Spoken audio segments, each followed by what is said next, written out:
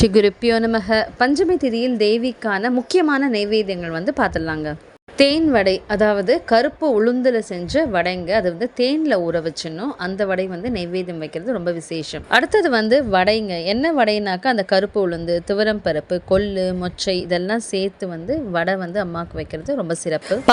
பானகம் என்னன்னாக்கா சாதா பானகம் கிடையாதுங்க. இந்த பானகத்தில் துளசி, வில்வம், புதினா, கொத்தமல்லி, நாட்டு சக்கரை இல்லைனாக்கா பனை வெல்லம் இது போட்டு நம்ம பானகம் வைக்கணும். பஞ்சமியில் கண்டிப்பாக அம்மாவுக்கு ஒரு ஸ்வீட் வைக்கணும். சக்கரை பொங்கலோ இல்லை கேசரியோ இல்லைன்னா கடையில் வாங்கிட்டு வந்த ஸ்வீட் கூட அம்மாவுக்கு வைக்கலாம். சாதம் வைக்கணுங்க. மிளகு சாதமோ புளியோதரையோ எலுமிச்சோ சாதமோ ஏதோ ஒரு சாதம் கண்டிப்பாக அம்மாவுக்கு வைக்கணும். இது தவிர முடிஞ்சதுனாக்கா மிளகு சீரகம் கலந்த தோசையும் அம்மாவுக்கு நைவேத்தியம் பண்ணலாம்.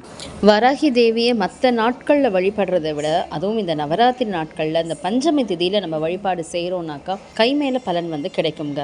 லலிதா சகஸ்ரநாமத்திலே தேவியை ரொம்ப பெருமையாக வர்ணிப்பாங்க. பஞ்சமி பஞ்சபூதேசி அப்படின்னு சொல்லிட்டு. அதனால் பஞ்சமி திதி அன்னைக்கு தேவியை வழிபாடு செய்வது மிகவும் சிறப்பு. குடும்பத்தில் குழப்பம், சண்டை சச்சரவு, தாங்க முடியாத கடன் பிரச்சனைகள், பில்லி சூன்யம், ஏவல், எதிரிகளோட பிரச்சனைகள் இதிலிருந்து விடுபடணும் அப்படின்னாக்கா தேவியோட காலை கெட்டியமாக பிடிச்சிக்கோங்க. அவளை விடாதீங்க. அவளுடைய மந்திரத்தை சொல்லி சொல்லி உரு ஏற்றி மனமுருக முக்கியமாக நம்பிக்கையோட அவளை வழிபாடு செய்கிறோம் அப்படின்னாக்கா அவ ஒரு கவசம் போல நமக்கு துணை வருவாங்க.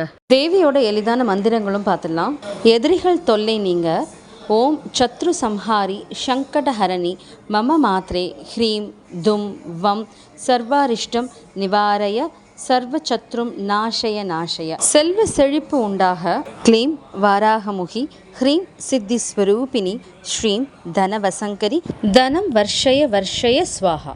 பஞ்சமி திதியில் சொல்ல வேண்டிய முக்கியமான மந்திரம் ஸ்ரீம் பஞ்சமி சர்வசித்தி மாதா மம கிரகம்மே தன சம்ருத்திம் தேஹி தேஹி நமக. தேவியோட மந்திரங்கள் இன்னமும் இருக்குது. நம்மள வர பதிவுகளில் அதை பார்க்கலாம்.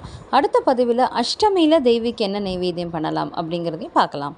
தேவியோட பூஜையை இந்த நவராத்திரியில் நீங்கள் சிறப்பாக பண்ணுறீங்கன்னு நான் நம்புகிறேன். நம்பிக்கையோடு பண்ணுங்கள். கண்டிப்பாக உங்கள் பிரார்த்தனைகள் நிறைவேறுங்க. இந்த ஆன்மீக அருளமிர்தம் கேட்டுக்கொண்டிருக்கும் அனைத்து அன்பர்களுக்கும் மிக்க நன்றி. மீண்டும் சந்திப்போம்.